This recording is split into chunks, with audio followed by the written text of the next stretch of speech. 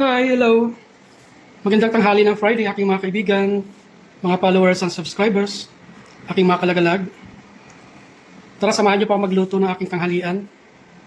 Ang aking pang lulutuin ngayon ay chicken wings na sinabawan. O sa madaling salita, dahil ang ating gulay ay papaya, ito po ay tinulang manok. Tara, samahan niyo po ako, tayo magluto. Simulan na po natin sa gisa-gisa. Unahin po muna natin ang ating luya. So let's start the sangkutsa.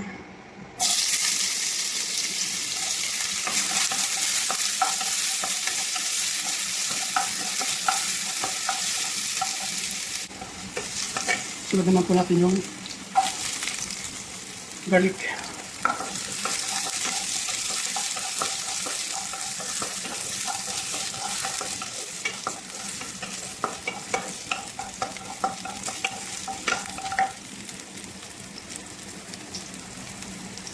Ating red onion.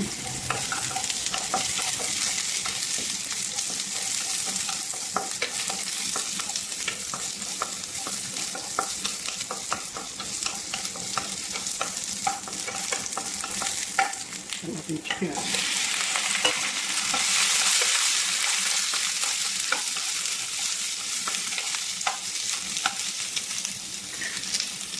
Let's simmer it for a while. Kahit mga ilang segundo lang.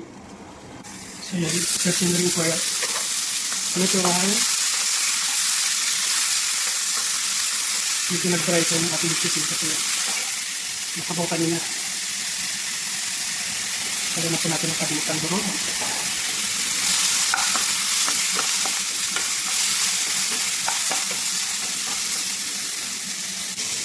Saka po natin siya sa sabawan.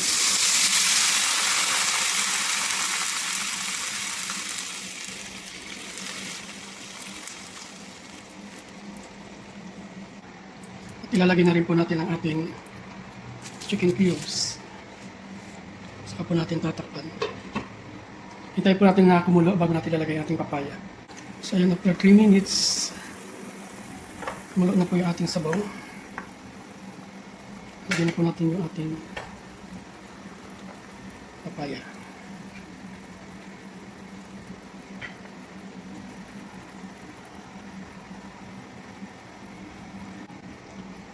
So yan, nailahap na po natin lahat yung ating papaya. Hintayin po natin kumulo uli. Yung sa maluto yung ating papaya, bago natin ilalagay yung pinakahuling ingredients. So yan, after 5 minutes, pinalikan ko ulit itong aking niluluto. Nagbisi ako medyo doon sa aking ginagawang ano. Yan, luto na po yung papaya. Yan, hindi po natin lalabogin yung papaya para masarap. Masarap ang papaya pagka yung katamtamang luto lang, hindi malambot, hindi naman yung hilaw. Kasi manamis-namis ang lasa niya. Medyo titikman ko rin pala yung sabaw. Sarap. So yan, nalagay na po natin yung ating pinakahuling ingredients. Ang 3 siling haba. So that's all mga kaibigan. Yan po yung ating menu for today. Tinulang pakpak ng manok. Tara! Kainan na.